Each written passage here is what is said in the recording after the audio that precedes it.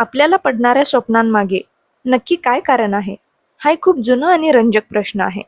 रात्री आपण झोपतो तेव्हा आपल्या मेंदूत काय घडतं, ज्यामुळे आपल्याला इतकी वेगळी आणि कधी-कधी विचित्र स्वप्ने पडतात? चला, तर हे कोडं सोप्या भाषेत समजून घेऊयात. जेव्हा आपण झोपतो, तेव्हा आपला मेंदू पूर्णपणे शांत नसतो. उलट तो अनेक महत्त्वाच्या गोष्टी करत असतो. स्वप्ने प्रामुख्याने आपल्या झोपेच्या एका विशिष्ट अवस्थेत पडतात, ज्याला REM म्हणजेच रॅपिड आय मूव्हमेंट झोप म्हणतात.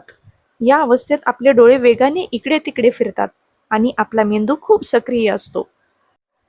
स्वप्ने का पडतात याची काही मुख्य कारणे आहेत. दिवसभरात आपल्यासोबत अनेक गोष्टी घडतात.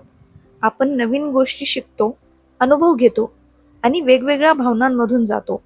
स्वप्नांच्या माध्यमातून आपला मेंदू या सर्व माहितीवर प्रक्रिया करत असतो. तो या घटनांना आणि आठवणींना व्यवस्थित लावून ठेवतो, ज्यामुळे आपल्याला त्या लक्षात ठेवायला मदत होते. कधी कधी आपल्या मनात काही भावना दडलेल्या असतात. भीती, आनंद, चिंता किंवा इच्छा. स्वप्नांच्या माध्यमातून या भावना अप्रत्यक्षपणे बाहेर येऊ शकतात. म्हणूनच आपल्याला कधीकधी भीतीदायक किंवा खूप आनंदाची स्वप्ने पडतात. आणखी काही शास्त्रज्ञांचं म्हणणं आहे की स्वप्ने आपल्याला नकळतपणे आयुष्यातील समस्यांवर उपाय शोधायला मदत करतात.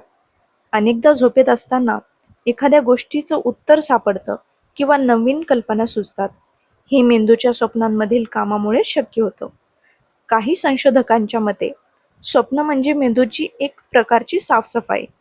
मेंदू दिवसा जमा झालेली अनावश्यक माहिती काढून टाकतो आणि गरजेच्या गोष्टींना पक्व करतो.